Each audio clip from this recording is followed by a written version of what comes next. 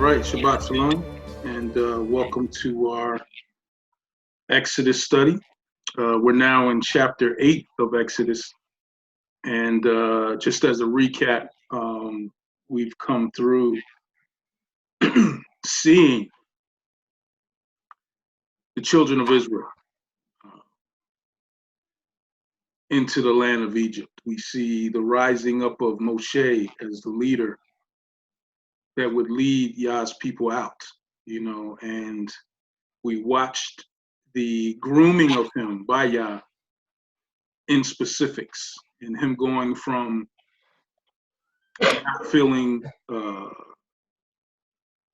like he was an Egyptian and speaking on behalf of the Hebrews and fleeing into the wilderness, into Midian to live 40 years, then being called out by Yah and not feeling worthy, not feeling like he had the right words to speak. Yah saying, it's not about what you have to say, it's about what I have to say. And I'm going to show you and tell you what to say and say it through you. And you're going to say it to Aaron, and he's going to speak through you. So all things are brought to a head here as they follow Yah, and they go to Pharaoh and they say what Yah told them to say, let my people go. Right? So we get to chapter 7, and we see the beginning of Yah not just showing Pharaoh something, not just, dropping punishment down on him for not obeying, but we see him specifically tearing down the Elohims of Egypt, the gods of Egypt, and we liken it to each plague showing what the gods they worshipped were of. We looked at the crown, and we looked at the snake, and we saw that it was a different word from the Nagash, which was snake, but was tannin, which was the emblem on the Pharaoh's crown, specifically speaking to something. We talked about the wise men and the sorcerers trying to emulate what Yah was doing, but they were doing divination, they were practicing divinations. And we talked about the ancient kings speaking of them and speaking of the abominations as we saw in Deuteronomy. And we see the first plague. We see the Nile turn red, and we looked at, the creators that they worshipped, or so-called creators of the waters and the gods of the waters. But now we move into the second plague as we reach chapter 8, and we'll continue to line these things up, because again, he's also tearing down what their belief system was. He's also tearing down what they counted on. He's also tearing down their strength, because we saw how Pharaoh would go to the Nile River and he would cleanse himself, not a daily cleansing as in washing himself, but a cleansing as in to purify or to promote some type of strength in order to lead. And that is what Yah touched to turn red. So we're now in chapter 8, and we hit the second plague. So let's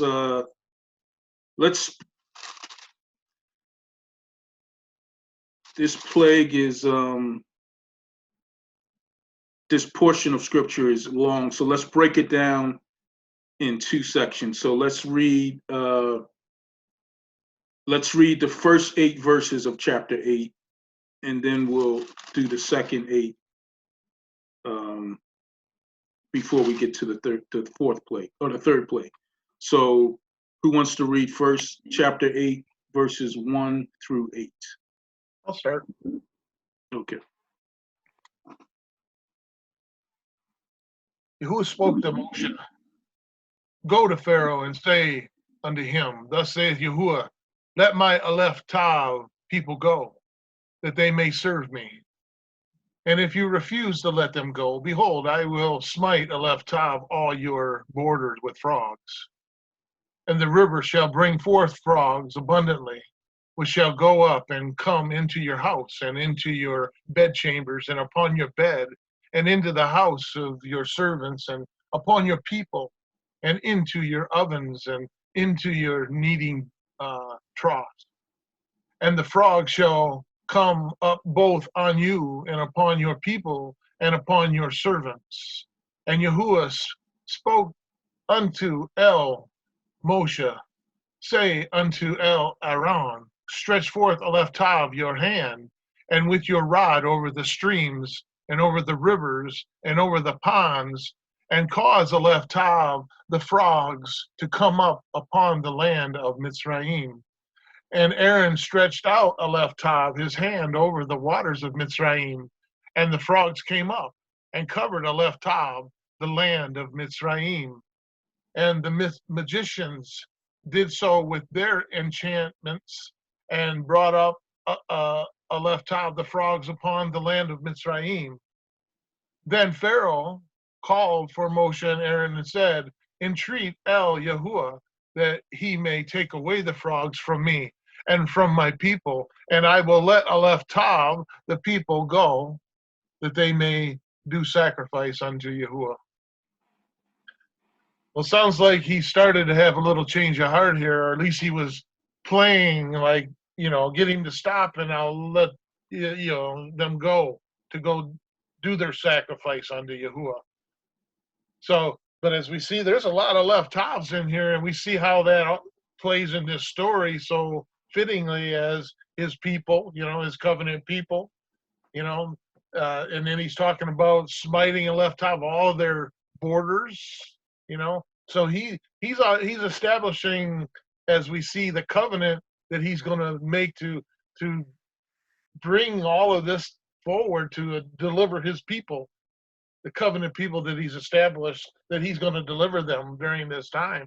So we see his hand, his fingerprints, his mark, if you will, all the way through here as he stretched forth your left top hand. So he's anointed his hand with the rod over the stream. So he's putting this, he's seeing, to me, it's so beautiful when you see these left tops placed in here, because you can see it on another level, another depth of how you see his hand at certain places, that he's putting his symbol, that he's causing things to happen here that cause these frogs to come forth as part of this plague, part of the punishment that he's trying to break, the Pharaoh. And the Pharaoh seems to be breaking a little bit here as, he continues to do these things with, Aaron stretched out his left half, his hand. Again, we see him anointing that hand again over that to bring forth, to cover the land, the left top. So there's this covenant even with the land to come forth to produce all of these plagues that we see coming forth. And here it is the frogs, so to me, it's beautiful when we start seeing this from different levels. I've never seen it like this before, to be honest with you. I really appreciate what we're doing here and what you're doing, Brother Rod, for this platform, because what we're seeing in this, as we're studying this and examining this, have you ever seen it like this before? I mean, honestly, from my view, I've never seen it like this. I'm seeing things, and it brings that excitement like I do with studies. I don't know. It's just that everything's exciting me these days, I guess. But there's a lot of different things that are being revealed to me as Yah has given me a new set of lenses. You know what I mean? Prior to, the way in which I studied was a lot different than the way that I study now. And as he has revealed his truths to me, specifically in his language, original language, and how I see what he's doing. Because before I would look at this and I would just say, okay, they're not doing what he said do, so he's punishing them. I never saw that he was systematically tearing down everything they believed in as to show who he was. Because this is all about him. It's all about showing who he is, from the mention of tell them, I am the one that exists, to now showing them that everything they believe in is a farce. Everything they believe in is false. Everything they believe in is minuscule as compared to the Yahuah of the Hebrew. So to answer your question, no, I didn't. So Yah is blessing all of us and giving us the eyesight that He wants us to have as we go through Scripture. But one thing you said it looks like Pharaoh is starting to change. But that was one of the things that we talked about this morning. He is not truly changing. He's not truly repenting. He's trying to relieve himself of what ails him at the moment. And that's why I likened it to, when we're going through, we fall down on knee bone station and we want to scream out to Yah, and when He delivers us, we think we're good, so we go back to doing what we were doing before. So the change, the metamorphosis, and as so many spoke earlier, that it is a change that He gives us. It is a grace that He bestows upon us, the ability to change. So isn't that cool how the messages in our morning are helping to enhance? It's every week. It's doing every Shabbat. Every Shabbat. It's beautiful. Every Shabbat, and it's the beauty of it is that you're deciding based upon Him on what to say, and it just so happens that we are where we are in Scripture every week, and it ties in. And there's never a quest to tie it in. It ties in because it meshes with His Torah.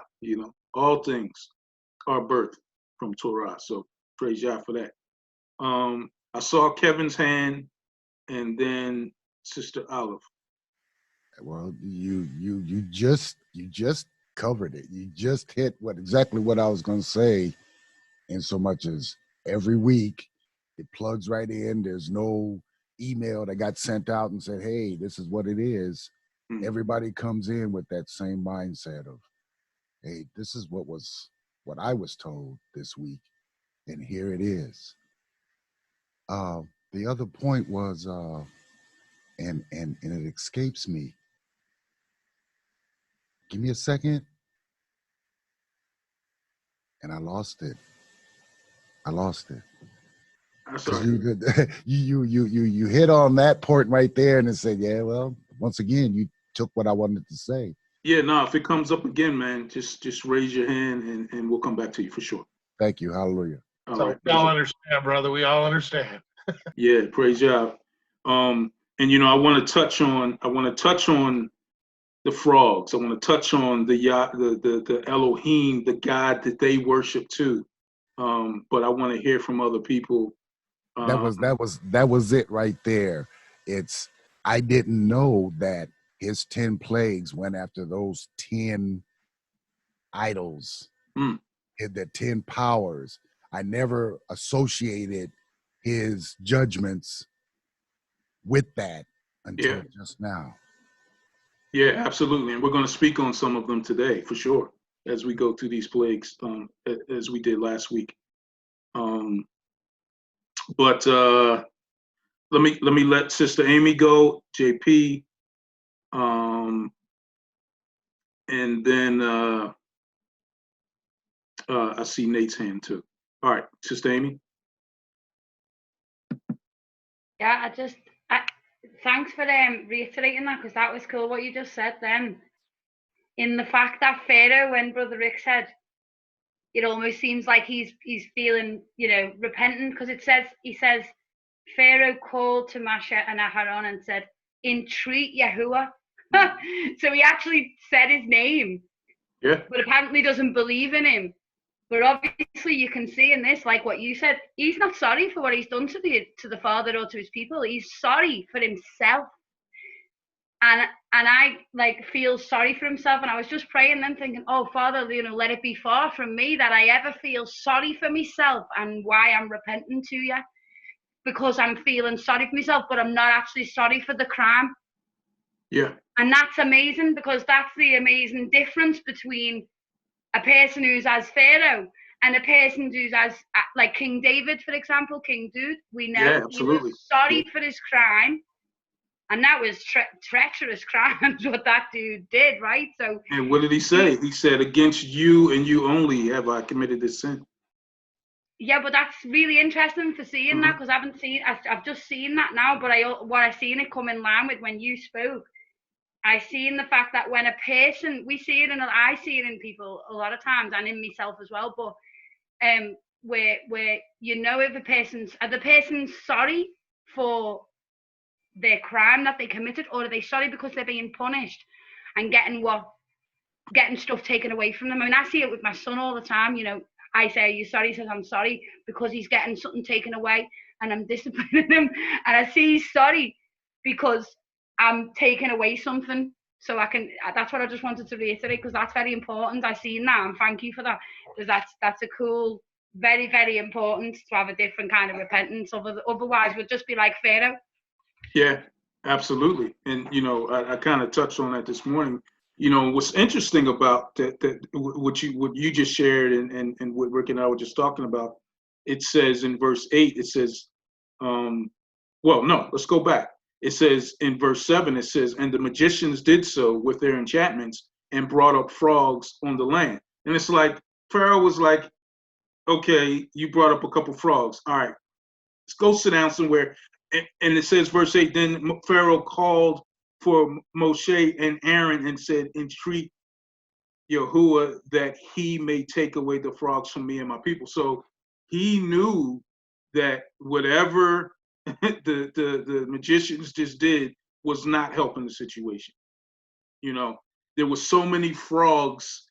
They were everywhere. They were in the streams. They were in the rivers. They were in the ponds. They came up into their houses. They were in the ovens. You know what I mean? And this is something that they worshipped. A frog was sacred in the land. As a matter of fact, if you killed the frog, you could be executed.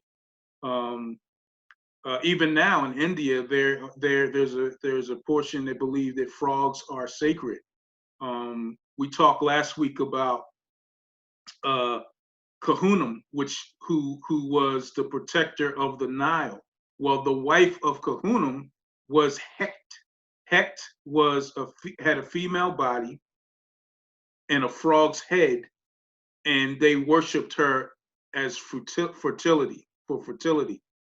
Hecht, the wife of Kahunum. So this was one of the gods that he was tearing down. Something that was so sacred, he produced in abundance and made it a nuisance. It stank. Used the same word as Jacob says, "You caused this land to stink." And this was a stench that was debilitating over the whole land of Egypt. So we'll keep moving. JP, Nate, and then Chantel. Yeah, no, I was just gonna mention that word abundantly, sharat. It shows that it's like an increasing and so I just kept looking at it like it was multiplying, like continuous. And like you had just mentioned right now, the frogs didn't just come like in one swarm of frogs, and it was like, oh, that was it. You know what I mean? Right. It just kept going and going and going. So when you think of it, it's like, I always got to imagine these plagues hitting. If your house is just continuing just to have frogs come in, it's not like you just, oh, get the frogs out. It's like, no, here comes more. There's more throughout the cities. And, we see the children's cartoons. They're sleeping in their bed. There's frogs in the bed. And, just some, cartoons are funny like that. But the reality is that it was just swarming and swarming. And it was just an abundant, like increasing amount of frogs. So that was, and for, I think anybody, even if you're a frog lover, I'm sure you'd probably be like, man, this is crazy, Right. Shalom, though. Literally, they were frog lovers, excuse me, as they worshiped them. But, you bring out something very important, and that is the reality of what they're going through. We're going to talk more about this as we go through, the lice and the flies and, as we go through the plagues. But this isn't a few flies. A few frogs. They covered the ground. There were frog roads. I was watching some time ago watching a movie called what was that movie?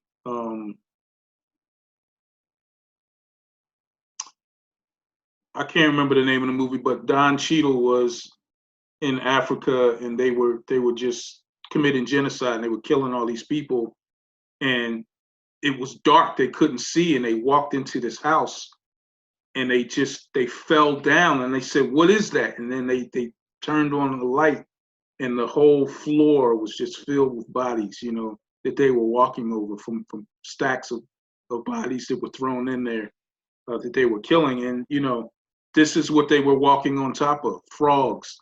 In their oven, they go to cook. They couldn't cook. they couldn't sleep. So this is what's going on, and it kind of gives you the picture of what is going through Pharaoh's mind when he wants the relief of these frogs, as he goes to Moshe and Aaron, and not to his enchanters, not to his magicians, right? He wants to go to the source. Nate, and then Chantel. While we're on the topic of frogs, this just come to mind here. A frog catches unclean things with its tongue, and then eats it. We know that the common stereotype is a fly. What is the word fly in Hebrew? It's zabub. What word else do we know with zabub? Baal Zebub, Lord of Flies. Who does that talk about? That talks about Hasatan, going to and fro, just like a fly goes to and fro on unclean thing to unclean thing. And so it's kind of interesting that that one of their so-called Elohim would be this unclean thing that feeds on the body of Hasatan, if you want to look at it in a spiritual aspect. Because if he's the Lord of Flies, then the flies would represent like a host, a swarm. The flies would kind of be, in a way, you could look, I don't want to go too far on it, but you could look at, if he's the Lord of Flies, that's one of his characteristics. That means that the flies would be, his kingdom, if you will. And then that would be like part of his body, if you look at it that way. So like this unclean thing feeds on the body of Hasatan, which I find it kind of interesting that the Hasatan, the beast and the false prophet, or the sea beast and the earth beast, they have three frogs that proceed out from their mouth, that are, I'm sure there's a relation. I haven't fully connected that, and I don't want to go too far off on a tangent here. But I just wanted to bring that up. And then the other point I wanted to make, and just ask a question, this just come to mind. I was wondering if anyone has done any research or this has come to mind. I'm going to look into it. The 10 plagues, as you say, which I agree with, they are specifically targeting the 10 so-called Elohim that they worshipped.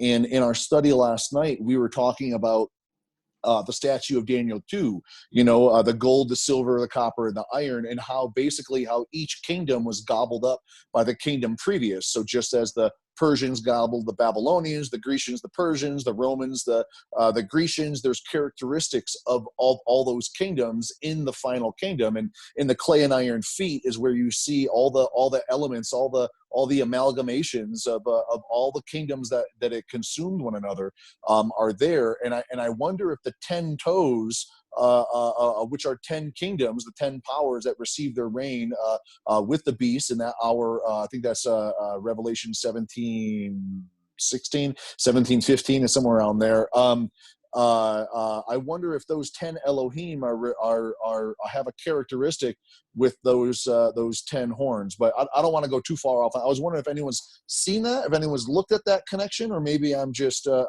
connecting something that shouldn't be connected. But either way, I'm going to do some study on that. But maybe if you have something on that. Shalom. No, I haven't personally. I do though see a connection with the frogs in Revelation 16, as they proceed out of the mouth. But yeah, that's definitely something we should look at. And we're going to look at the flies too, because I found out something interesting about the flies, specifically in the region of Africa and the Middle East. and what they could have been experiencing. We don't know for sure, but we can only speculate about what's found in that region. But yes, very good tie-in with the frog, Revelation 16. Sorry, I missed that study last night. It was our anniversary, so. But good stuff, brother, always. Chantel had her hand up, and you still wanted to talk, sister?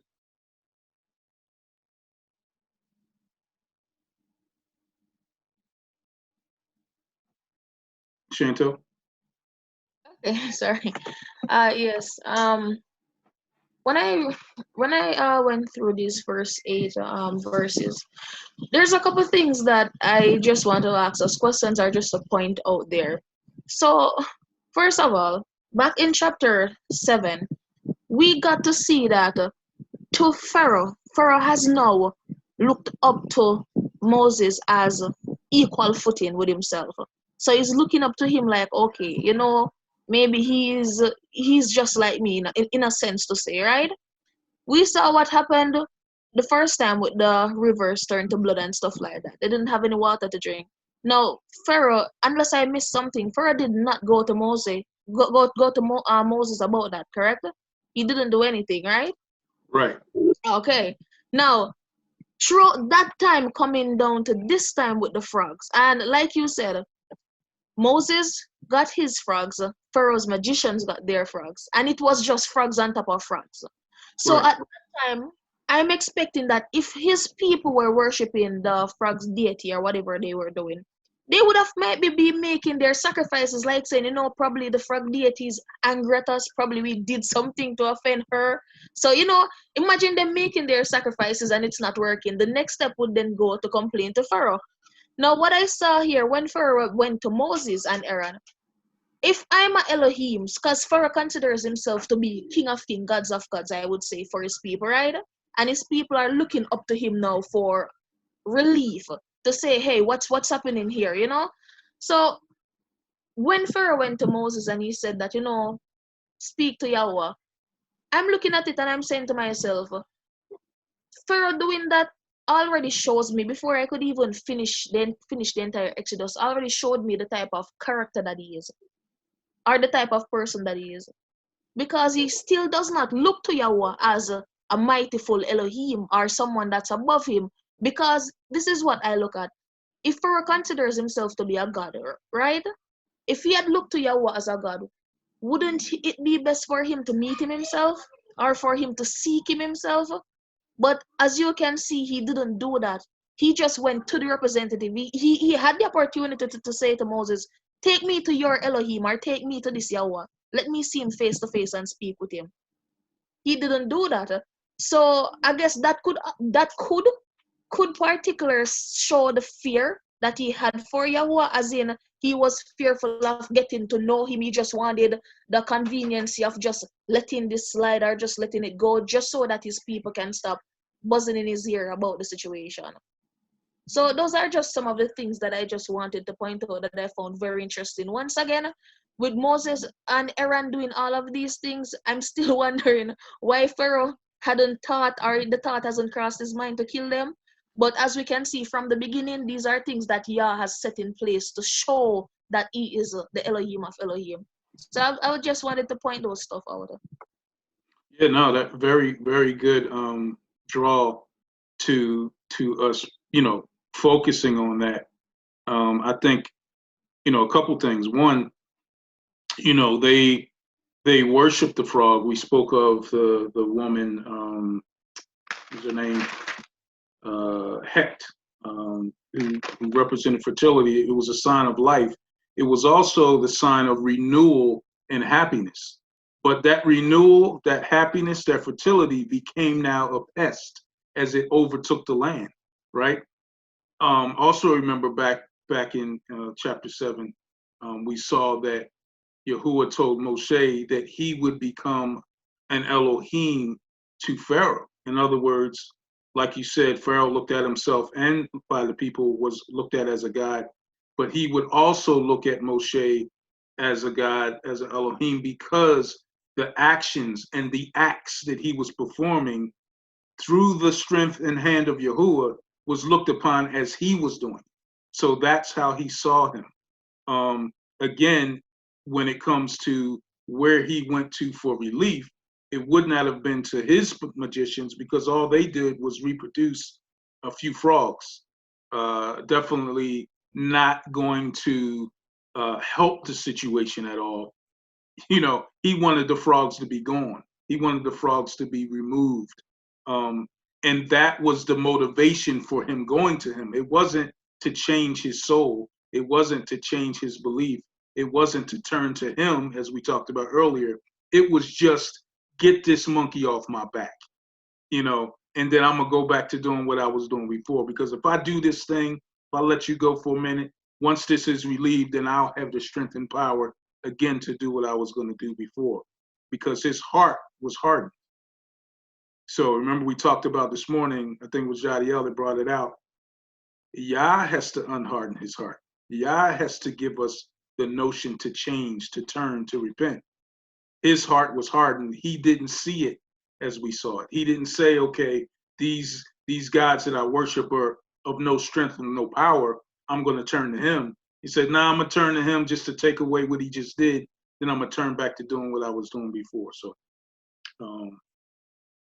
but yeah, good point of seeing that, because we also have to look at, you know, one of the things that is important is that we place ourselves in the mindset of what's happening, you know, that we can clearly see what's going on here and not just read it for the words, but try to understand the mindset, because they give us a full understanding of what we see and how Yah was using the situation, using the people involved to show himself mighty, to show himself to be the Yahuwah of the Hebrews, because that was the ultimate goal, because it also assisted in tearing down what they also believed. Sister Linda. Yes, I just wanted to mention that over and over, Yah's telling them, Moses and Aaron, to stretch forth their hand.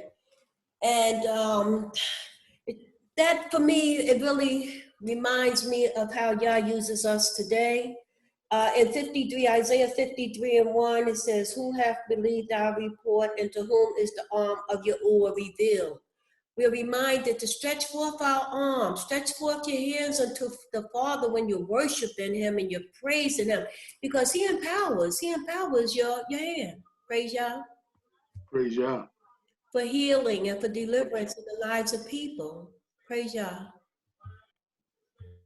Yeah, you know, it's I was also looking at in that, because it reminded me of where it says Pharaoh called for Moshe and Aaron and said, entreat.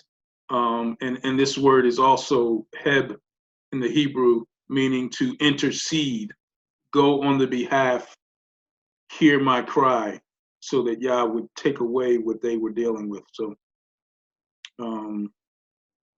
he's also, it also presents a form of begging or beseeching, that there is, that it's not just he's coming to them and saying, okay, speak on my behalf. He's begging them to speak to Yah, to relieve him of what he is dealing with, what he is going through at the present moment. So it's I'll do and I'll say whatever it is, as long as you stop hurting me.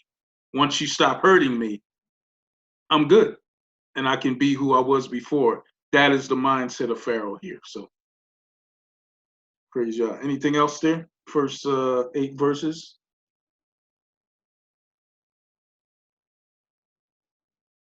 All right. So let's take the next set of verses. Let's go from verse 9 and 9 through 15.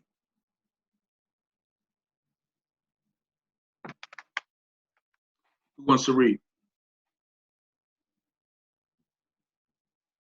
June, go ahead.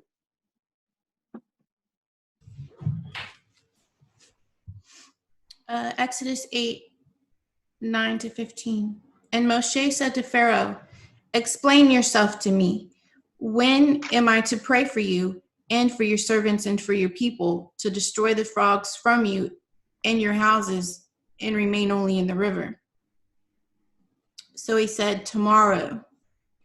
And he said, let it be according to your word, so that you know that there is no one like Yahuah, our Elohim. And the frogs shall turn aside from you and from your houses and from your servants and from your people. They shall remain in the river only. And Moshe and Aaron went out from Pharaoh. And Moshe cried out to Yahuah concerning the frogs, which he had brought against Pharaoh. And Yahuah did according to the word of Moshe. And the frogs died out of the houses, out of the courtyards, and out of the fields. And they gathered them in heaps, and the land stank. And when Pharaoh saw that there was relief, he hardened his heart and did not listen to them, as Yahuah had said. What stands out to you? Well, definitely in the comment you just made, that is the moment he got relief, his heart, essentially was in the same condition. And also verse 9, actually, I thought was insightful because, because Pharaoh was saying, pray to Elohim or Yahuah that, take these frogs away. And then Moshe asked him a question, when?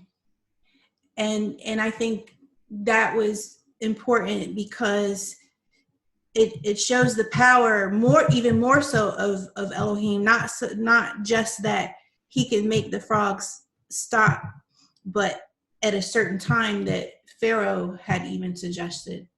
And then, the very thing that they worship is causing their land to stink. So that was interesting too. Yeah, very good, very good. It's when we looked at verse 15, and it says, he hardened his heart and did not heed them, as Yahuwah had said. It reminded me of we see the crime shows, the crime TV series, the cop shows, and you see how a witness is coerced, and then they get into court and they say, well, they were torturing my witness, they were beating my witness, and he said, well, he would have said whatever you wanted to say. You were beating him. You know what I mean? He would have said anything for you to stop. And this is what we see Pharaoh do. He will say anything to get him to remove the frogs. So very good, very good, very good. A lot of hands. So Mike, then JP. Shalom, shalom. On verse 15, I'm pairing that with verse 10. I don't know what you'll think of this, but it said, well, starting with 15, it says, but when Pharaoh saw that there was relief, he hardened his heart and hearkened not unto them, as Yahuwah had said. I'm pairing that with verse 10 because she was at, it says, when do you want me to do it? And he said, tomorrow. And he said, be it according to your word, that you may know there is none like Yahuwah. So I believe that his heart was hardened because he saw for a fact that it was Yahuwah. And the fact that, he does think of himself as a God, by his own words was proven to him that there is an Elohim more powerful. So me personally, it seems to me that's why his heart was hardened, is because it was clearly proven to him by his own word that it was done by Yahuwah and that Yahuwah has power over him. So I believe that's why he hardened his heart. Well, also because Yahuwah said that, he predicted that Pharaoh will harden his heart and that he would harden Pharaoh's heart. So it was also, answering what he predicted would happen with Pharaoh. even to the point where I'm going to show him these things. I'm going to show him who I am. I'm going to do these miracles. I'm going to bring these plagues, but he's going to harden his heart, because all of it was to funnel them to get the people out of Egypt so he could show who he was. So, yeah. Brother Rick. And that's the only Aleph Tav in that whole scripture is right there at that point. So that again shows exactly what Mike just said, that Yahuah was involved in that. That was part of his plan. When he caused him to do that, because as soon as he seen that, he knew what was going to happen. He knew Yahuah that Pharaoh was going to do that. So what does he do? He puts that Aleph Tav right there. That he hardened the left of his heart. Because why? Because he did make that choice, and that's what the key. But it was all part of the plan. It's all part of the covenant play that we see happening here. So I found it interesting. That's the only Aleph Tav, and it's right there at that exact moment. So pretty cool. Yeah, because this is choreographed by Yah. You know what I mean? Because he's doing so many things at one time. He's funneling all of the ideas and all of the decisions through the actions of Pharaoh, right? So he's leaving the option to only be to let my people go. Like, all of these things are to let my people go, right? But what is he also doing? He's also showing himself mighty and the only Elohim over everything that they believe in, and specifically pinpointing what they worship in these specific plagues. So, man, this is like you get to see into the mind of Yahuah. That's pretty cool. Yeah, do this, then this is going to happen. He's going to do this, and then I'm going to do this, right? When I do this, he's going to do this. I want you to go over here. You know what I mean? So this is what's going on. You know what I mean? This is beautiful. But I can see, Moshe and Aaron being like, okay, so if you say so, at some point, until they get to the point where they just trust and do as he says. And we see, Moshe teeter on that throughout, but ultimately trust. Isn't that a prime example for you and I too, though? It's the same process for you and I. We like, okay, yeah, all right. And then later on, we're like, it's just that's how it is. Absolutely. This is here for our understanding, because we are connected in every sensibility to the minds, to the thoughts, actions of the people that we're reading about. Yahuah will do the same things through us. We have these same experiences, different. We don't see no red seas and lakes. We don't see flies, which we'll talk about soon. But there are flies in our lives. There are red seas in our lives. There are, frogs in our lives or situations. So we have to be sensitive to know what Yah is doing in situations, and ultimately, a returning of these types of actions and pestilences that will return.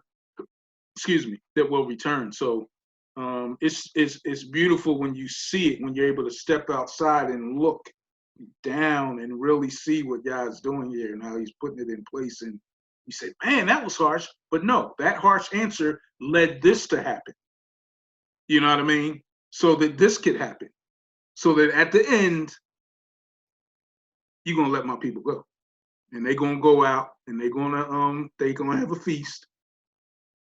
They're going to sukkot. They're going to do all these things. So praise Yah. JP, then Olive, then Poppy, then Mike again. And Mike, unless you were going to respond to what you were already saying, or you have something different.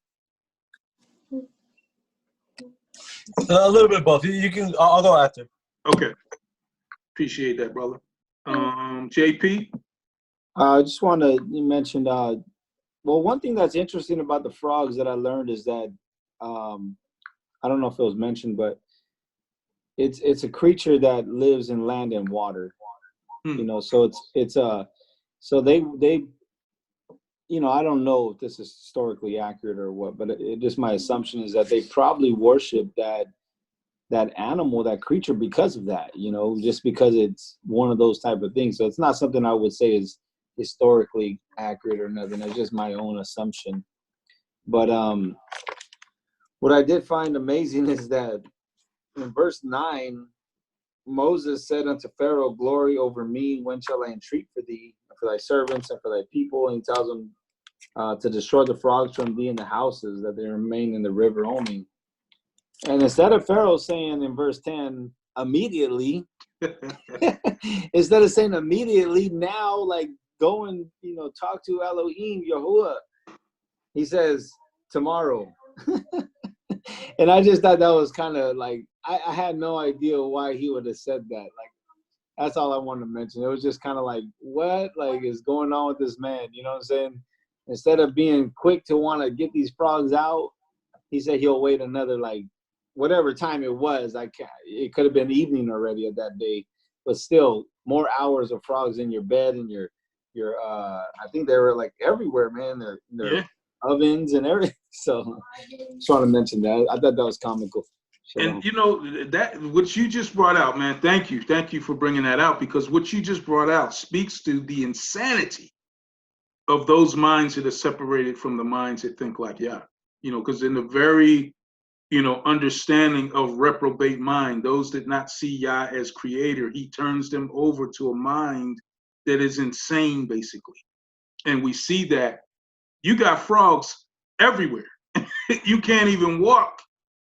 And you want to wait. You're given the opportunity to ask, and you can ask when, and you say tomorrow.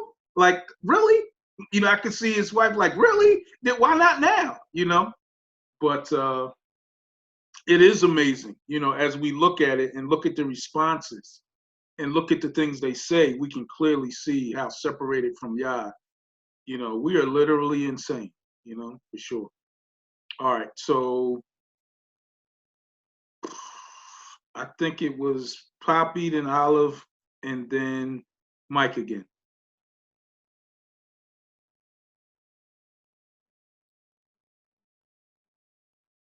Sister Poppy?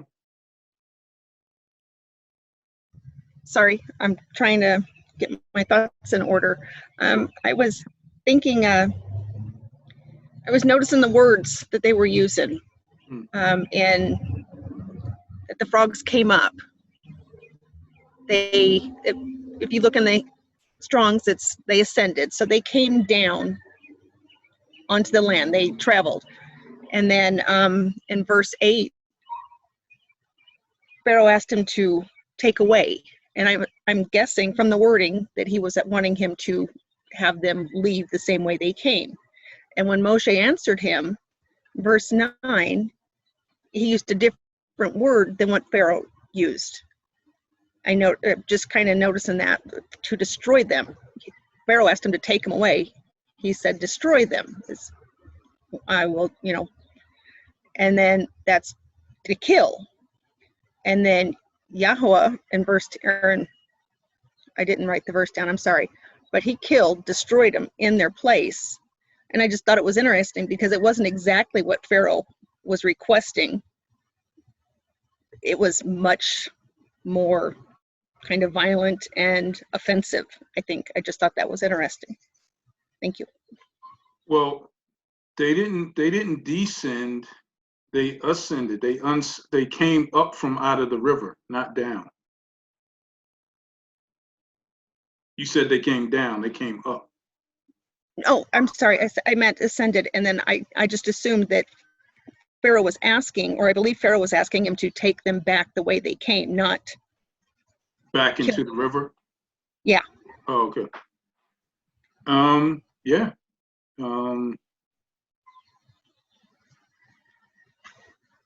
Death to their gods. That's how Yahuah responded. Yeah. He killed them, make them pile up and stinky. They had to deal with that pile of stink, dead bodies and rotten. That's why he didn't get rid of them. He killed them right there. So can you imagine? Like, I remember growing up in Philly, a mouse died behind the stove in the house. Now imagine like all of that everywhere, you know. Woo. All right, we'll leave it at that. Sister Olive, and then Mike again. Yeah, mine's just quick. I just wanted to say the scripture that comes to mind from it is, even the wicked are used for the day of evil. So, like, you know, Yahuwah is using Pharaoh, whether he likes it or not. He can like it or lump it. He's being used for the day of, like, to show Abba Father's obviously in power, but also he's being used, I see, as well, as in for the day of evil. Like, you know, it's like twofold, so to speak. So it's being used for good on one end for the Father's people, and then obviously not so good for Pharaoh. It's a day of evil for him because he's opposition. So I kind of see that scripture, even the wicked are used for the day of evil, because he's obviously clearly wicked in his thoughts, his ways, and his actions. That's all I wanted to add. Yeah.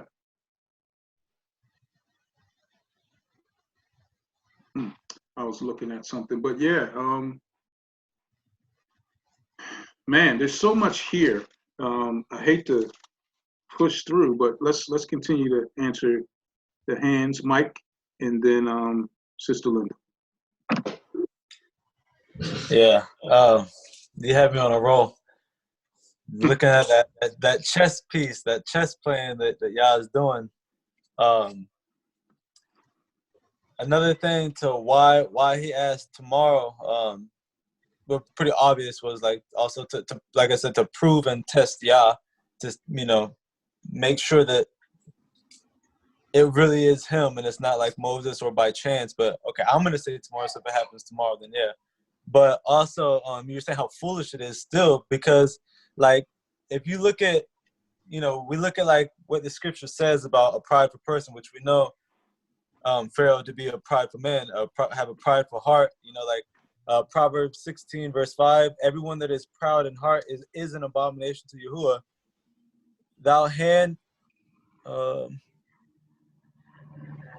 Though hand join in hand, he shall not be unpunished. And then verse 18, pride goes before destruction and a haughty spirit before a fall. So it's like when Yah says he's gonna harden his heart, I believe it's because, you know, he already knows Yah is the one that examines our heart. So he knows that he has a prideful heart. So he knows whatever he does, a prideful heart is going to fall. So being the fact that, you know, Yah, even though Yah's extending mercy by giving him the opportunity, he knows his heart, which is why he can say ahead of time that he's going to harden his heart, because he knows by, you know, even giving him mercy, that because he knows his heart is pride, he knows he's going to reject it. So he can say ahead of time, I'm going to harden his heart. That doesn't mean he has evil intentions for people. It just means, I know I know you. I know your heart. I know what you're going to do. I'm going to show mercy.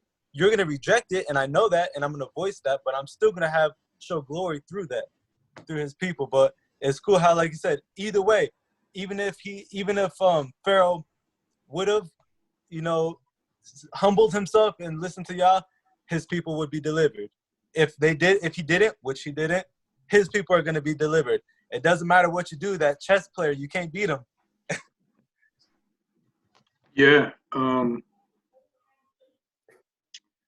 absolutely. I think there's an element also too, though, with him calling out, because I think you're right in that Yah knows the hearts of men, so he knows the responses that men turned against him will have.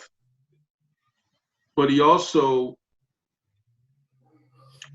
you know, it seems when I'm watching Pharaoh, even through the previous chapters, there seems to be that even when there's an appearance of softening, he hardens. So it's like he wants to soften, but Yah hardens his heart, specifically in chapter 7, so that the actions that he does causes a reaction from Yah. You know, so that it's, you know, I'm going to further show you who I am, and I'm also going to cause something to happen because of the way you responded. Again, so to ultimately bring his people out of the clutches of Pharaoh, you know, to into a land that he will show them. So I think I agree with you, but I also think there's a bit of you know, if his heart doesn't respond the way you know, one's heart would, that Yah would make his heart. Like I'm gonna make sure that he does these things, you know, as he promised Moshe. So, but yeah, I think you're right. Yah knows, you know, our responses, because he says the heart is deceitful and desperately wicked. Who can know it, you know, but him who made us. Sister Linda, good stuff, Mike. Sister Linda, and then Sister Letitia. Yes, I was just thinking about the utter mess that these frogs must have caused, because down here where I live at, every once in a while, a frog will get in the house and it'll startle you, you know? And then the thing about it, frogs leap. They don't just sit still, they leap. So that had to be a real big mess of them leaping all over the place. And, you know, I can't imagine what kind of chaos that must have caused. I just wanted to mention that, because every once in a while we get one up in the house, and I tell you, it takes a while to catch them. June would lose her mind if frogs hopping around in here. I used to catch them when I was little. But now you're right. I mean, you know, I can't imagine. I was going to say something, but I forgot what it was. Sister Letitia. Shalom. Shabbat shalom. I Shalom. just wanted to, something that stood out to me was in verse 12, where it talks about Moses crying out to Yahuah because of the frogs which he had brought against Pharaoh. So it just, I think why it stood out to me is because it reminded me of the time when Aaron and his sister Miriam spoke against Moses, and because of that, and this is in the book of Numbers, chapter 12, and because they spoke against Moshe, they angered Yahuah. And because of that, the result was that Miriam became leprous. And in verse 13, Moses, it talks about Moses crying out to Yahuah, saying, "Heal her now, or Elohim, I beseech thee." And I think it's just interesting in going back to Exodus in chapter 8, verse 12, how Moses here is also crying out to Yahuah. I don't know if there's any, I'm just kind of wondering in this case, is Moses crying out, you know, to Yahuah because he's seeing all of this chaos going on? Does he have a sense of, I don't know how to say it, but does he have a sense of just feeling sorrowful for the people there? Is he crying out to him, saying, kind of relieve him from the pain? But it was just interesting for me to see how he's crying out, or maybe I'm just not understanding it correctly. Well, I mean, I think that what's happening here is Moses is trusting Pharaoh on what he promised. So Pharaoh promises, you know, entreat, you know, beg basically your Elohim, your Yahuah, to relieve me of this, and I will let your people go. So the cry that Moshe is crying out to Yahuah is not just on the behalf of Pharaoh, it's on the behalf of what he promised. That if I cry out to Yahuah to relieve him of this, then he will let my people go, which is ultimately what they wanted. So that's what's going on in that verse. Does that help? Praise Yah. Sister Olive. I say Olive, Amy. It doesn't matter. But I wanted to ask because what I'm thinking of is interesting because I know the frogs are connected to false prophets, and I was just wondering because it obviously like made the land stink and stuff. What's coming to my mind is, was there any form of false prophecy coming from Pharaoh's mouth and his leaders false prophesying over Abba Father's people? Which I see that obviously he was, like they were persistently, if we look at the abuse that they went through, you know, was there a, this is what I'm kind of asking, it's like kind of a question, you know, if they were false prophesying so bad, like over his people, you know, causing his people to stumble, causing them to lack amuna, cry out, you know, just go through hell. You know, that's false. That's a false speech. That's false prophecy. That's falsifying the Father's love for his people. That's desperately wicked and bad. So I kind of see the connection with the frogs, and obviously making his land stink with it as well. You know, the Father's people became like they were dead because of Pharaoh. So I'm kind of seeing that connection as well, because they did become like they were dead, like they're, you know, making that. So this Pharaoh was making the Father's people stink, you know, the Father's person's land stink, as in their bodies, making them do the things that he had them doing. So I'm just seeing it as a connection in regards to him false prophesying over Abba Father's people and the frogs. Yeah, I didn't necessarily see false prophesying, but I did like what you said as far as hearing the cry, because if you remember, Yah heard the cry of his people. That's why Moshe came. You know what I mean? That's why he called out Moshe to deliver them. So there was a bending of the ear to the voice of the Hebrews, and which caused the action of Yah. And all of these things then took place because at the behest and the hand of the Egyptians, the Hebrews were suffering, you know, extremely. Yeah. So I'm just seeing if there's a connection, because frogs are quite irritating if you know the noise out of them as well. You know, they make a persistent noise. They don't just leap.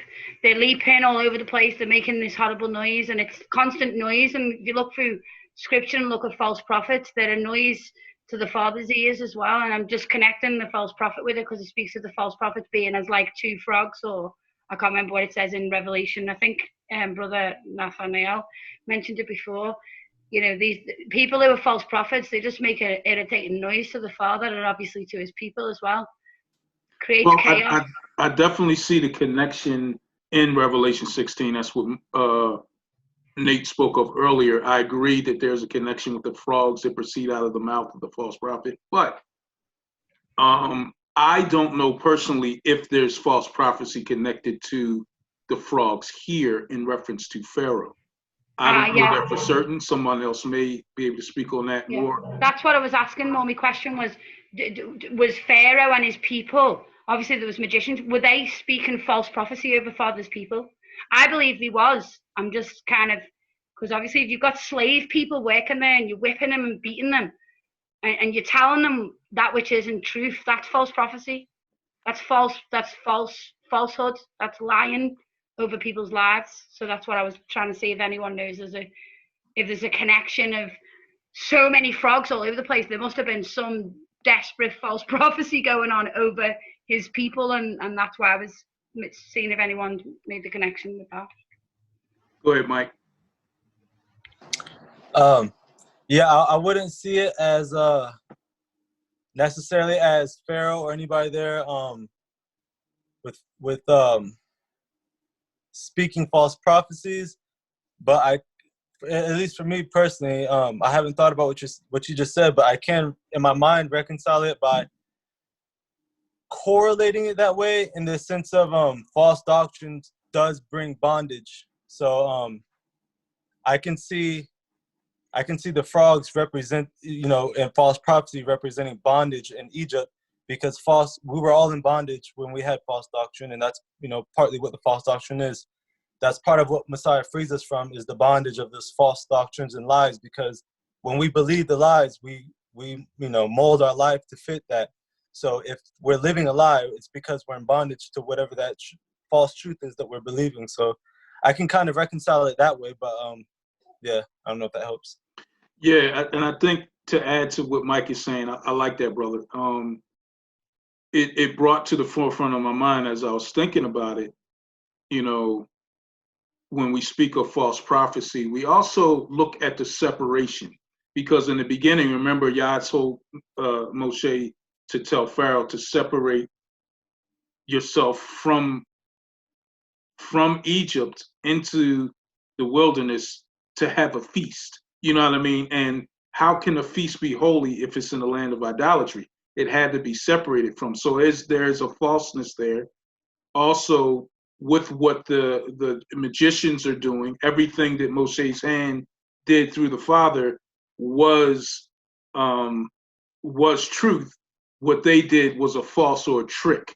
You know what I mean? It was an enchantment. So there is some connection there. I can see where you're going with that. I just don't have anything concrete to give you other than what Mike just shared, but definitely something that we can look into, an idea we can look into without falling from the contextual portion of what we're looking at. So praise Yah. JP. I just want to make one more comment. And it says in verse 14, and they gathered them together upon heaps, and the land stank. And for these people at this time, of course, we see it's a deity of theirs that they were having to go and gather all these dead. You know, the conquering of that one deity had been conquered so bad. And now they have to actually go and collect all these dead frogs, which I'm sure that would be something that was never in their playbook, to do, So it's just interesting as well that they, Yahuwah really, in this one plague only, we got more to go. So even in just this one plague, he's really just shown them that they must submit, and he is greater. And so praise Yah on that. Praise Yah. No, you're absolutely right. And speaking of new plagues, somebody raised their hand. June, thought we was going to make it to the next plague. But we'll stay here for another one. Go ahead, Dave. I'll be super fast. The comment JP made and what Poppy made earlier, it just really struck me or resonated with me that, when we say Yahweh is showing his power and systematically shutting down these false gods, because it was pointed out, Pharaoh said, remove them, and Yah opted to kill them. And then like JGP said, they had to physically remove them. And so if they worship the frog and they see the frog is dead, and then now the frog is stinking, it really drove the point home to them. That's all. Yeah.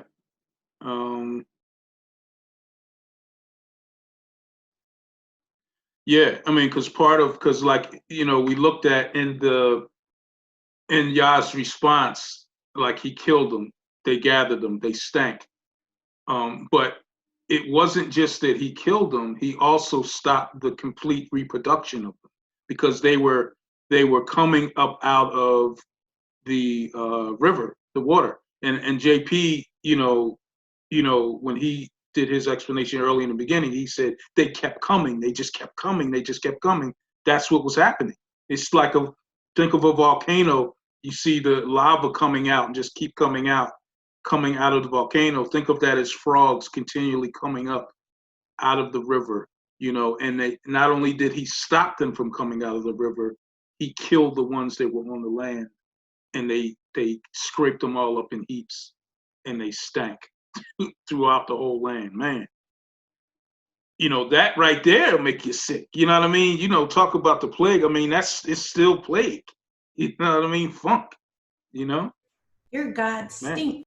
We walking around with masks and gloves in the supermarket. Imagine what they had. Praise Yah. I mean, we're getting a lot out of this. And I like this because we're not rushing through it, because there's so many different things that Yah wants to say through us as a family. So it's good to take our time to go through. But let's move on. Let's see what else he has to say. There's another plague here. So someone can take just a few verses. Let's just read the three verses, verse 16 through 19, and talk about the third plague, the lice. Who wants to take? All right, go ahead, Nate. You said 13 through what? Through 19. 13 through 19. Okay. No, 16 through 19, brother.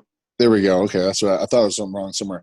And Yahuwah said to Moshe, "Say to Aharon, stretch out your rod and strike the dust of the land, so that it becomes gnats in all the land of Mitzrayim." And they did so, and Aharon stretched out his hand with his rod and struck the dust of the earth, and it became gnats on man and beast. All the dust of the land became gnats in all the land of Mitzrayim. And the magicians did similarly with their magic to bring forth gnats, but they were unable.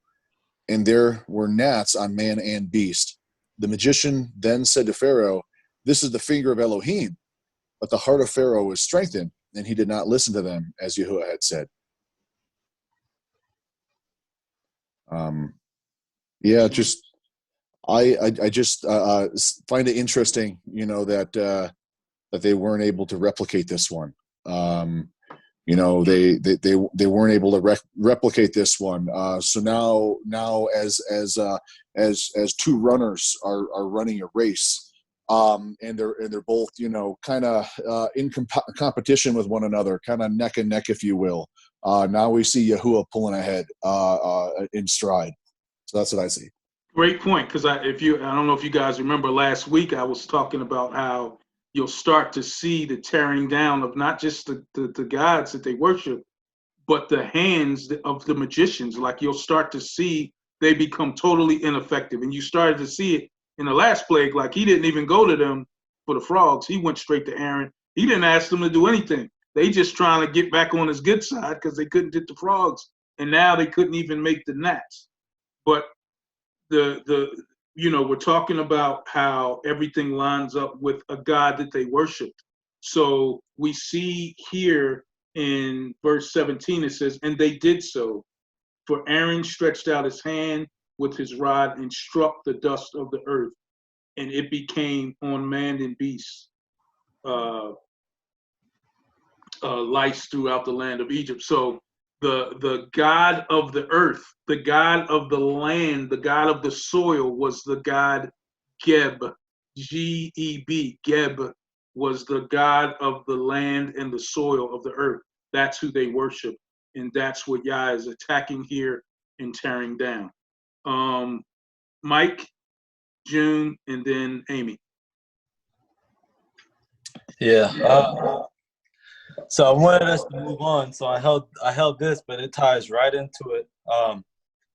Like you're saying, the removing of the frogs, not only on Pharaoh's behalf, but also for the people, the Egyptians doing it. Also, I believe that contributing to their minds why some left with the Israelites, because they themselves having to remove their gods and stuff, and then followed right up by this next one where even the can you hear me? Yeah. Okay.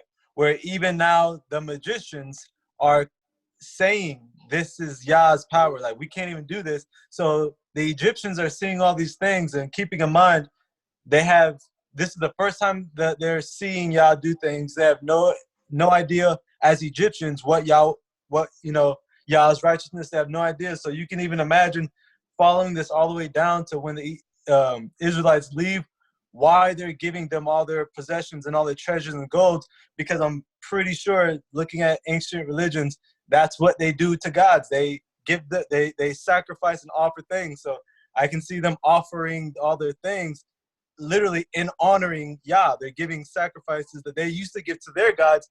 Now they're giving it to Yahuwah. But just seeing all this stuff contribute up to that point, again, looking at that puzzle piece, this chess thing, looking into Yah's mind, it's actually pretty funny, like watching it play out. Yeah, he's collapsing it. He collapsed it. And now, like you said, not only did the magicians become ineffective to Pharaoh in being his sorcerers and his enchanters and even his counselors, right? Yeah. He also made it clear to them, this thing I cannot do. This thing can only come from the Elohim of the Hebrews, right? There's no other answer to what I just saw than this came from the God of the Hebrews. No other thing. And it goes back to what I was saying before about revealing Pharaoh's prideful heart, because before he was quick to listen to the magicians when they can deny Yah and do it, but now that they're going with Yah saying this is him, now he's even denied them. So no matter what, he's going out of his way to make sure that he denies and does not listen to whoever Yah is sending. Because I mean, come on, like how much more pride? Even your councilmen, the people who you do listen to, all of a sudden now you're not even listening to them. Yeah, they're like, yo, man, my Pride hands are comes tied from here. God. This is Yah, man. You might want to start listening to what they got to say, because That was just his finger. Yeah. Praise Yah. June, and then, well, Amy put her hand down. So June, and then JP, unless Amy, you still want to go. Praise Yah. I like Mike's analogy of the chess, because we're clearly moving closer and closer to checkmate, just to go along that analogy. But that verse that you were just talking about, verse 19, and the magicians then said to Pharaoh, "This is the finger of Elohim!" Exclamation point. And it reminds me, there's a scripture in the Brit that says even the demons believe in Yah and shudder. Like, so, not it's like the enemy knows, like when they know the power of Yah, and in this case the magicians are like even they're giving it up, like this is he exists, this is him, this is something that Elohim is doing. And then I was also wondering, like, were they still cleaning up those frogs when the gnats came? Because that really could be funky if, like, the gnats are with the frogs at the same time. That's some pretty peril situation. I mean, surely, even though Pharaoh was hardening his heart, you got to wonder if the people of the land were like, let them go, please. Oh yeah, but that's exactly what happens. That's the point we're trying to make, is that it gets to the point where them leaving was the only option. Leave and take all the, matter of fact, we're giving you stuff too. We're going to give you some gold. We're going to, right? That became the golden calf, right? So just leave and take some goods with you. Get out of here. You caused all our sons to die. The land stinks. We got these big piles and hills of frogs, lice, flies, our livestock is dead. We got boils on the body. Just leave, would you? So get out of here. It gets to that point. But yeah, good analogy. I like the chess analogy too.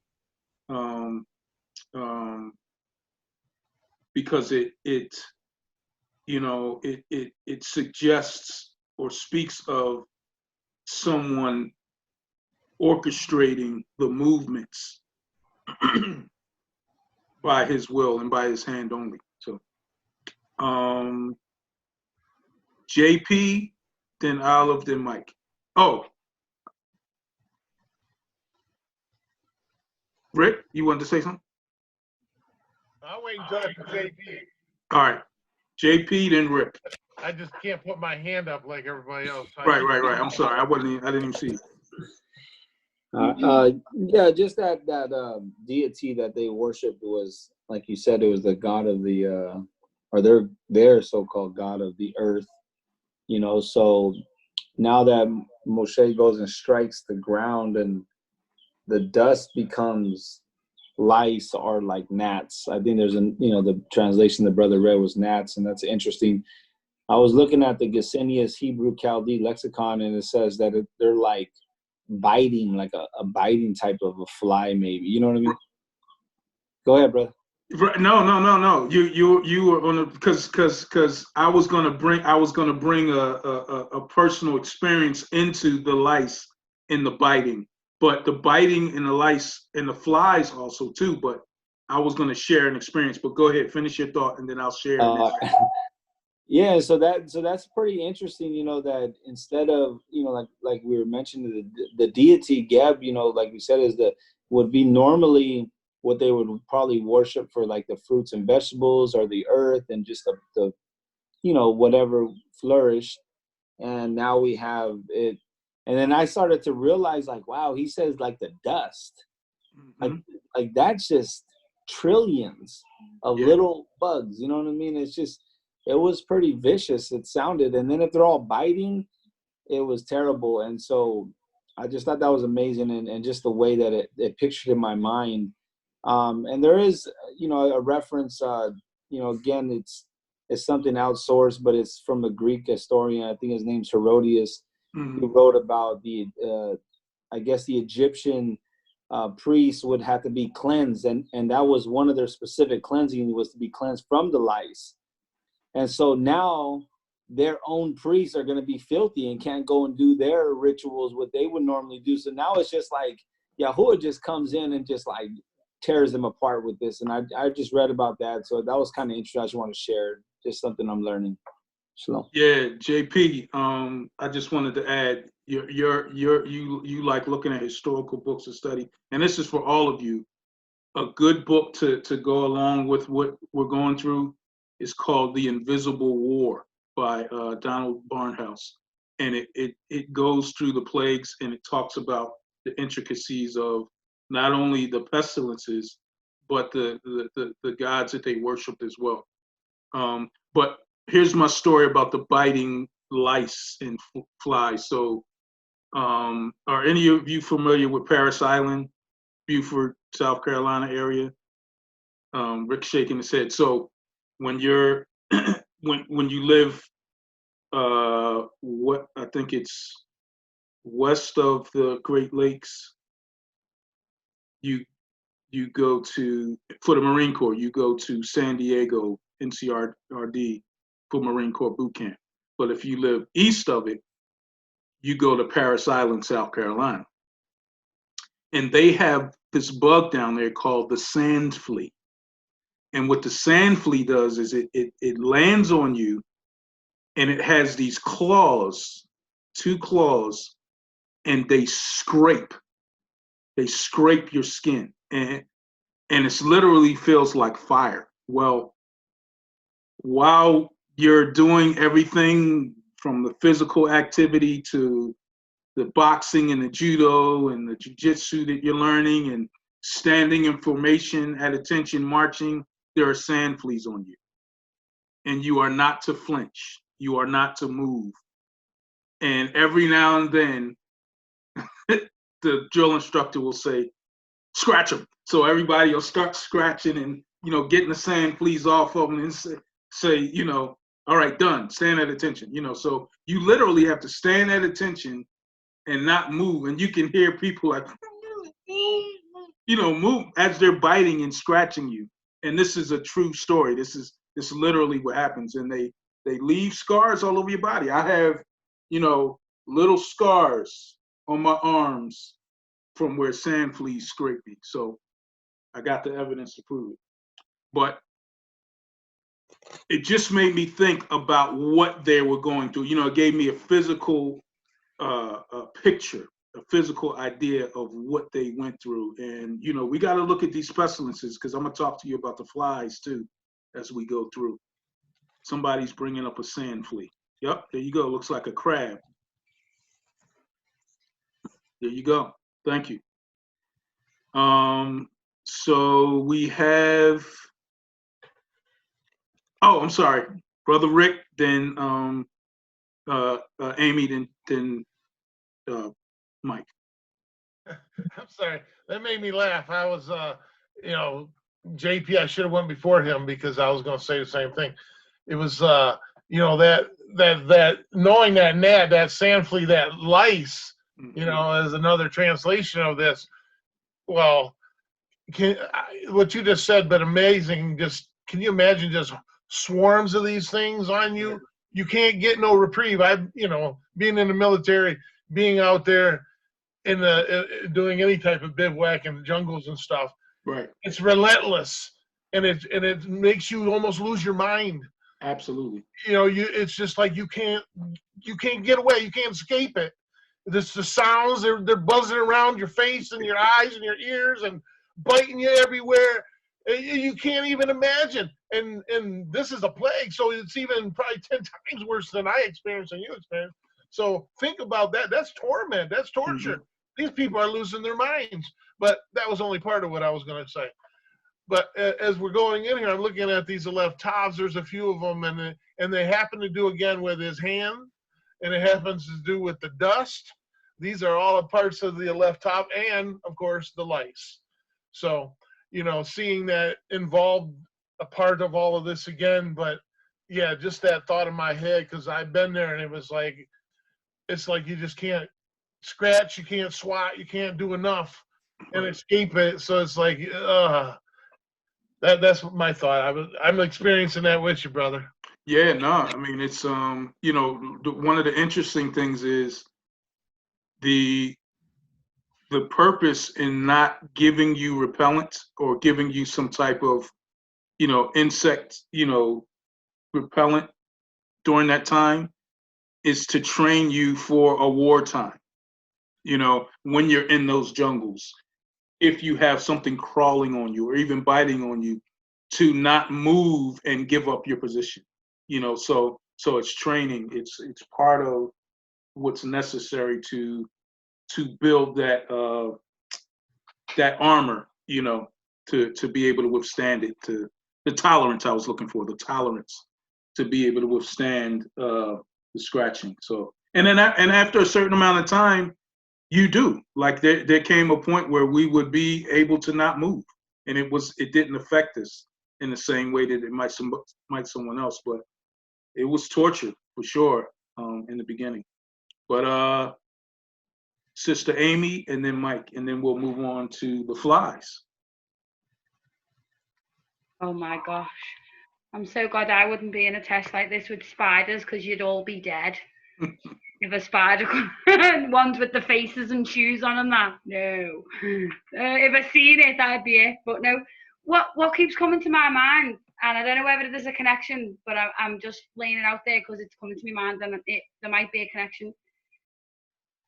These plagues and that are coming reminds me of when I wrote it down. It reminds me of the Ark of the Covenant when it was in the wrong place, and Yahuah cursed the peoples in the land where the Ark was until it was back in its place, and then the land was relieved of its curses. And I was just seeing, because obviously now in the renewed covenant, you know, the Ark of the Covenant and the stone tablets and the commandments are written on our heart. You know, so basically it's his people who are generally, like, to me anyway, in my opinion, is the Ark of the Covenant.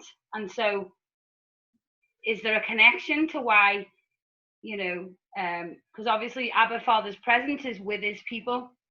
I know the Ark of the Covenant back then was physical, you know, a physical thing made by men's hands, but I'm just seeing, I'm kind of seeing a connection. I think it's in 1 Samuel and in Chronicles where it speaks about the Ark, and the land is cursed, and a lot of curses comes on the land and plagues when the Ark of the Covenant is when it gets put in someone else's house. I can't remember the story, and then when it gets given back, it happened with King David as well, when he put it in his neighbor's house as well. There's like loads of stuff what goes on with the Ark of the Covenant. You know, if it's not in its right place, the Father curses everything, like just gets cursed. I'm just seeing if there's a connection, and if the people, you know, because we know the Father always meant for his people to know that they were the ones who held his presence, not some physical box. It was the people. It is his people were the one who he wanted to know, had his presence, had his commands in their heart. Well, they were meant to. It was never meant to be outside of them, but inside of them, and everything's like a replica. And I'm seeing if there's a connection, like these cases that are coming, because we see it in the renewed covenant as well. So, well, I think you know, when we look at the specific context here, we're looking at why he's attacking and why he's rendering what he is, based upon what they worship and what they were doing to his people. But I will agree not so much as a connection, but more of this is a type of what we're going to see later in reference to his people. You know, if you treat my people this way, then this becomes of you. You know, so just like there are types all throughout Scripture, I think that there are scenarios that replicate themselves throughout. But this necessarily being a connection to what we see, I don't know that for certain, but it's a possibility. Yeah, I was just mentioning that that's what's coming as I'm doing this study, and I'm seeing the Ark of the Covenant, the curse that came on the people when they touched that Ark. I mean, or put it somewhere else. I mean, thousands of people would die, just drop down dead because like and we know that the Ark of the Covenant generally now, as we see it in the Renewed Covenant, is our hearts, his people. The commandments are no longer on a piece of stone, but they're on our actual hearts, a stone of flesh, a new heart that we've been given it. So I'm kind of seeing the connection with the Ark of the Covenant, and now the Ark of the Covenant, his actual people now coming to know that his people are actually the Ark of the Covenant, and if there's a connection with this story, I'm just throwing it out there. Maybe not, but maybe yes. Yeah, as you go through with your study, if you see a connection, definitely come back and show us, for sure. Mike, and then JP.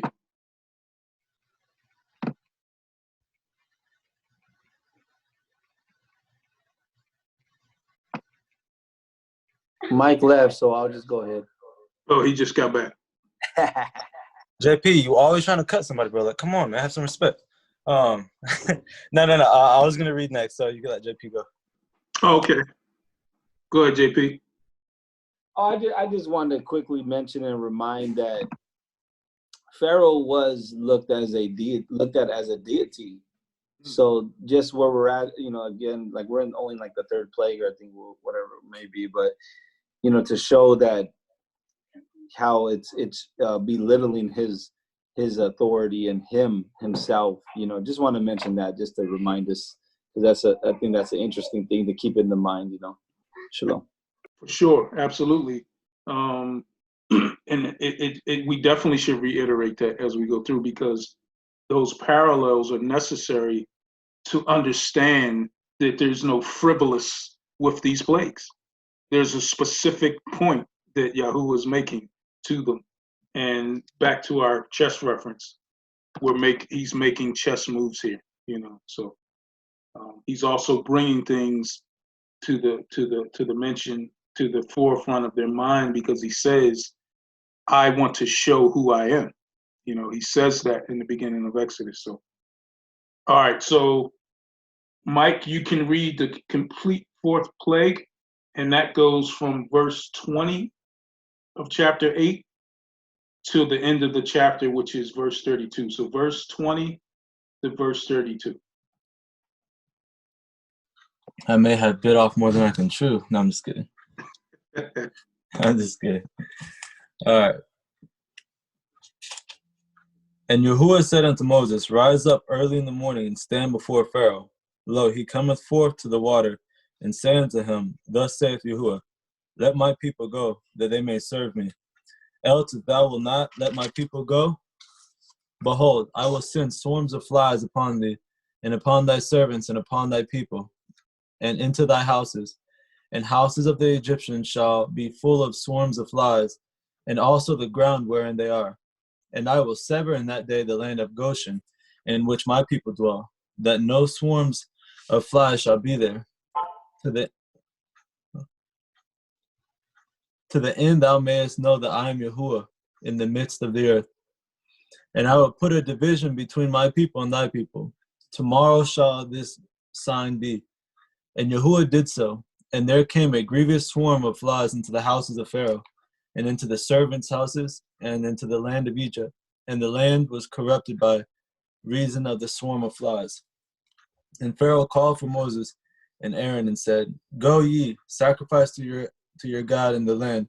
And Moses said, It is not meet so to do, for we shall sacrifice the abomination of the Egyptians to Yahuwah our Elohim. Lo, shall we sacrifice the abomination of the Egyptian before their eyes? and will they not stone us? We will go 3 days' journey into the wilderness and sacrifice to Yahuwah our Elohim, as he shall command us. And Pharaoh said, I will let you go, that ye may sacrifice to Yahuwah your Elohim in the wilderness. Only ye shall not go very far away. Entreat for me. And Moses said, Behold, I go out from thee, and I will entreat to Yahuwah that the swarms of the flies may depart from Pharaoh, from his servants and from his people tomorrow. But let not Pharaoh deal deceitfully any more in not letting the people go to sacrifice to Yahuwah. And Moses went out from Pharaoh and entreated Yahuwah. And Yahuwah did according to the words of Moses. And he removed the swarms of flies from Pharaoh, from his servants, from his people. There remained not one. And Pharaoh hardened his heart at this time also, neither would he let the people go. So, I mean, ignorant, I'm sorry. But there's a lot there, so I'll tackle one thing. And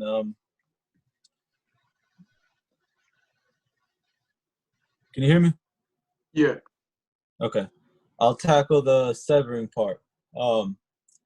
How he now puts a distinction between Egypt and Goshen, the Egyptians and the Israelites.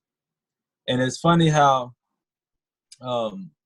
we know from afterwards that even in the wilderness, the Israelites brought some of that pagan Egyptian worship with them, which I would be safe to say that they were obviously doing that in Egypt.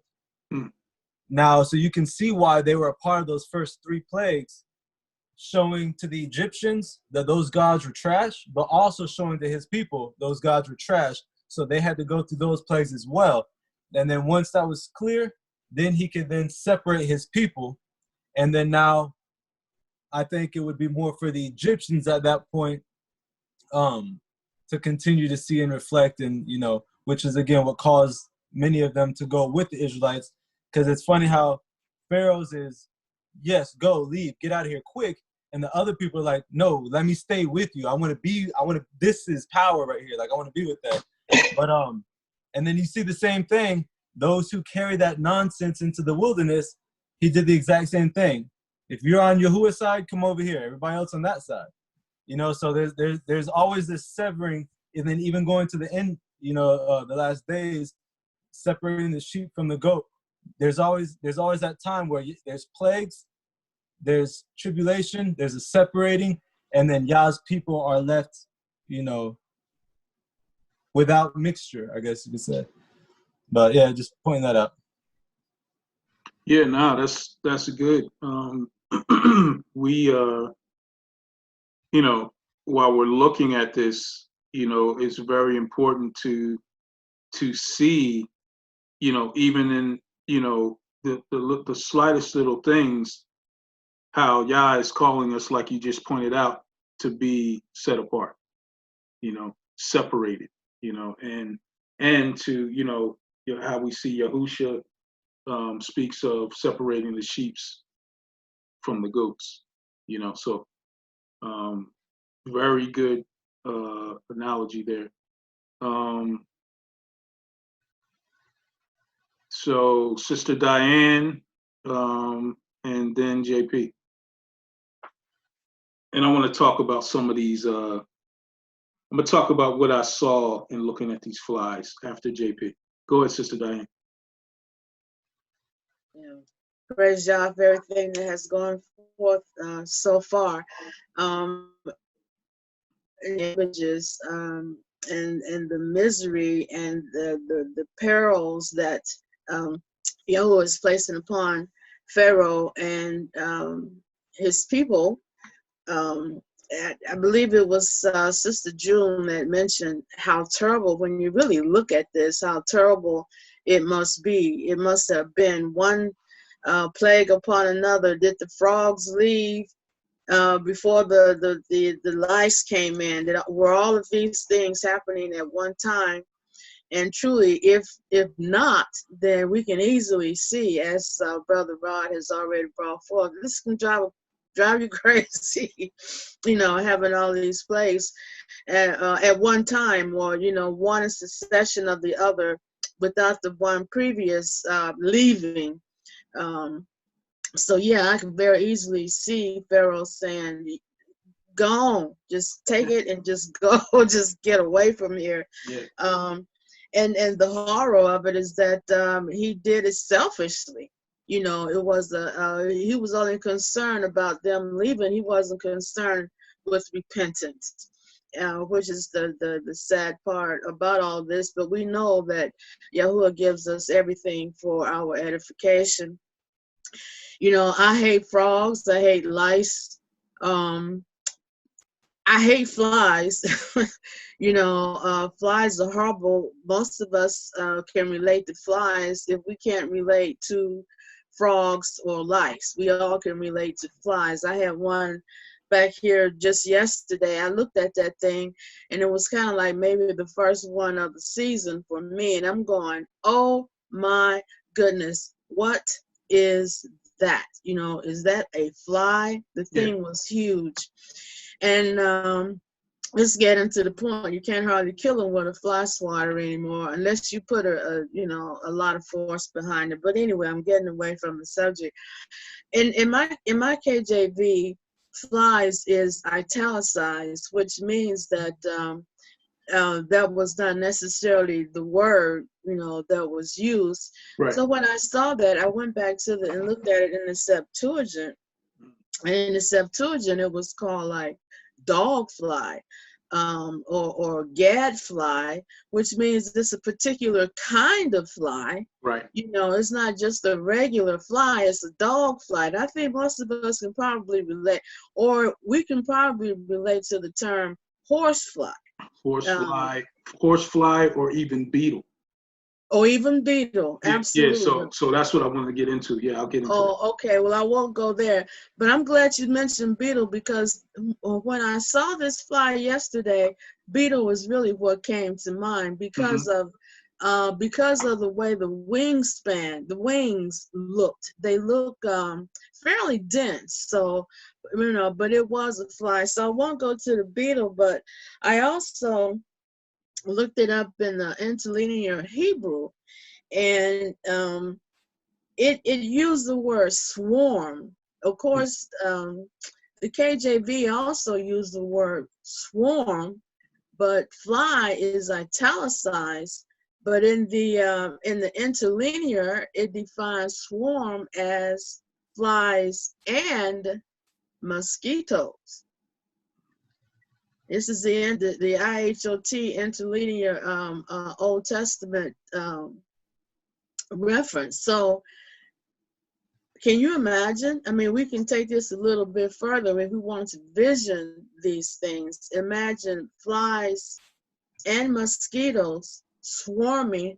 They're both bloodsuckers, because the horsefly is a bloodsucker. You know, or the dog fly, it sucks blood, which means that there must be some flies out there that they're just natty per se. They just get in our way. We want to shoo them off. But we know that there are actually flies out there that will bite you.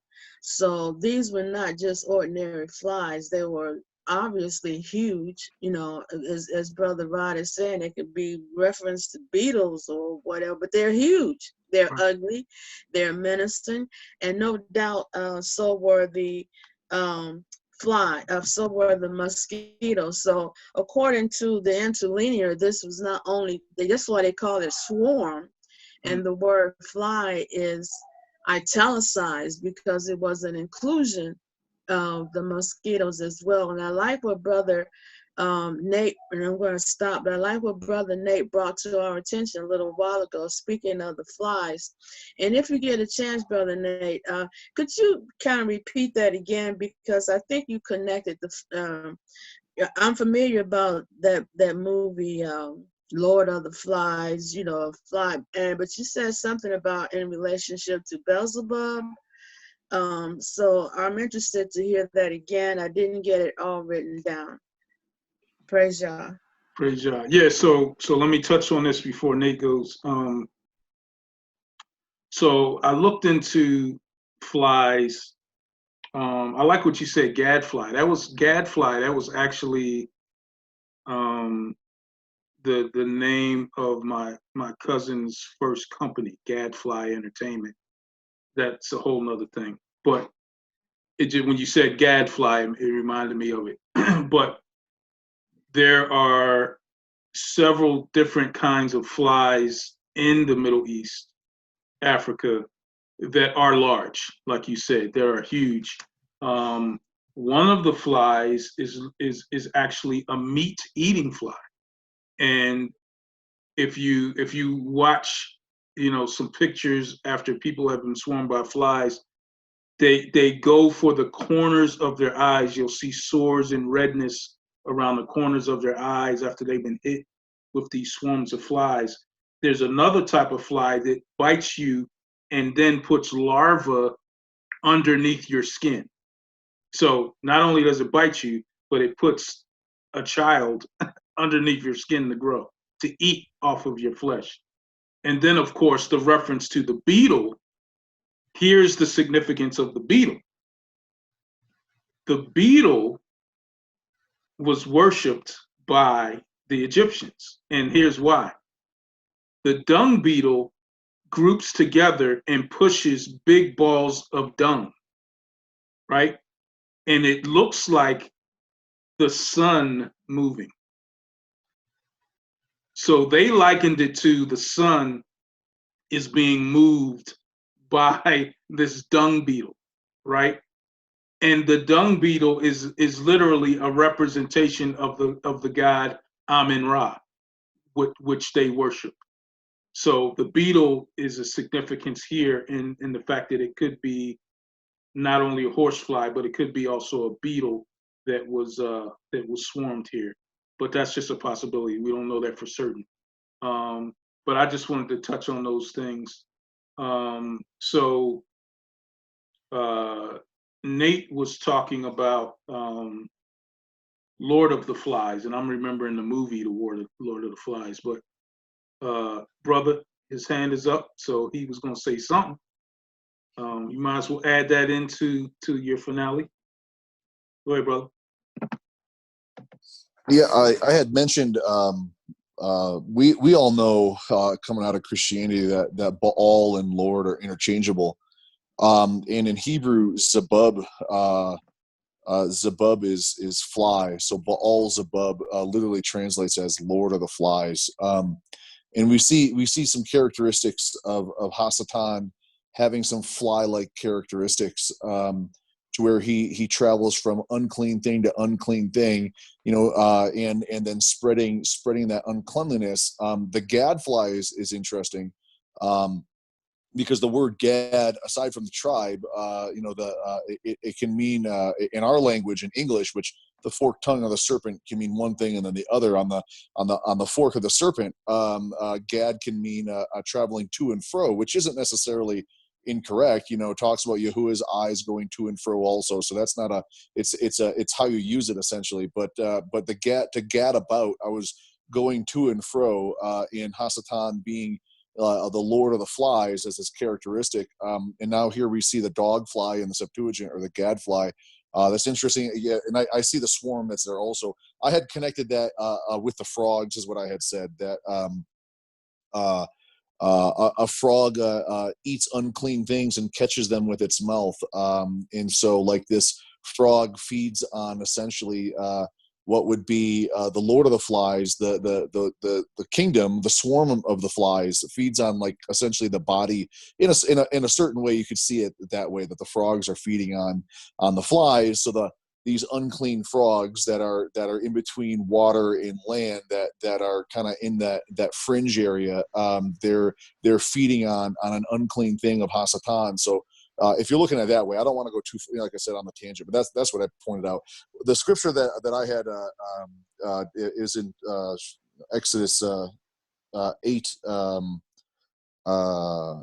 Where's that at here? 22. I was actually trying to find that gadfly. I'm glad you brought that up, sister, because I was trying to find him. Like, I thought I saw gadfly somewhere, and then in the Septuagint, the dog fly, and then brother Rod brings it up. So 8:22. I wanted to point this out, that in that day I shall separate the land of Goshen, in which my people shall dwell.